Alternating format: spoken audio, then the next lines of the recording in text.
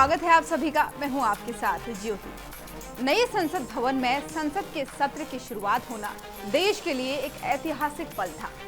18 सितंबर का दिन देश के इतिहास के पन्नों में दर्ज हो गया है। संसद का विशेष सत्र एक तरीके से नए संसद भवन के शुभारंभ के तौर पर देखा जा सकता है और इसी सिलसिले में प्रधानमंत्री नरेंद्र मोदी ने सोमवार को संसद के विशेष सत्र को संबोधित किया। इस मौके पर पीएम मोदी ने पुराने संसद भवन में बीते 75 साल के ऐतिहासिक लम्हों का जिक्र किया।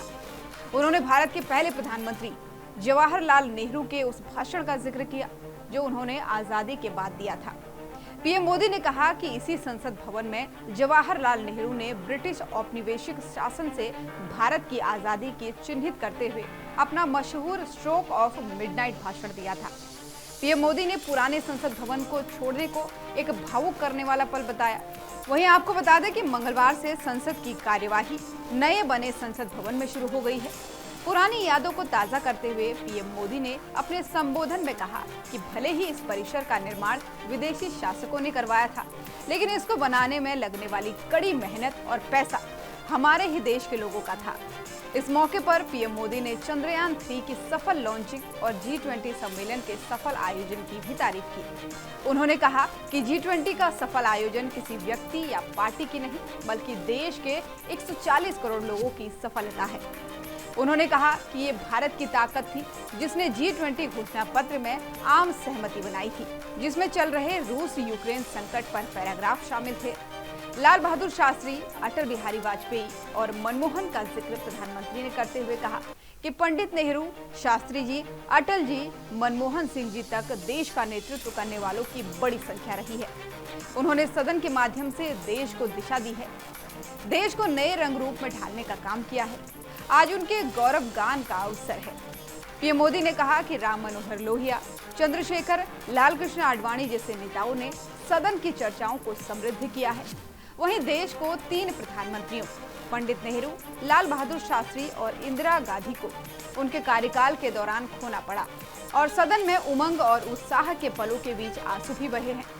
साथ ही उन्होंने कहा कि पूर्व प्रधानमंत्री वाजपेयी ने इसी सदन में कहा था कि सरकारें आएंगी जाएंगी, पार्टियां बनेंगी बिगड़ेंगी, लेकिन ये देश रहना चाहिए।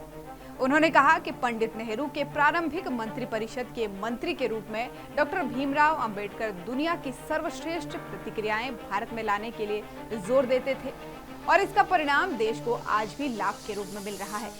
वहीं वाजपेयी जी ने परमाणु परीक्षण करके दुनिया को देश की ताकत भी दिखाई थी। उन्होंने कहा कि लेकिन इसी सदन में मनमोहन सिंह की सरकार के समय देश के नोट के बदले वोट कांड को भी देखा गया। इस दौरान पीएम मोदी ने महिला सदस्यों पर बात रखते हुए कहा कि इस सदन में समाज के हर वर्ग का प्रतिनिधित्व नजर आता है। सामाजिक आर्थिक पृष्ठभूमियों, गांवों, शहरों समेत पूर्ण रूप से समावेशी वातावरण यहाँ देखने को मिलता है। उन्होंने कहा कि संसदीय इतिहास के प्रारंभ से अब तक दोनों सदनों में कुल मिलाकर लगभग 7,500 सदस्यों ने प्रतिनिधित्व किया है, जिसमें करीब 600 महिला सदस्य रही हैं।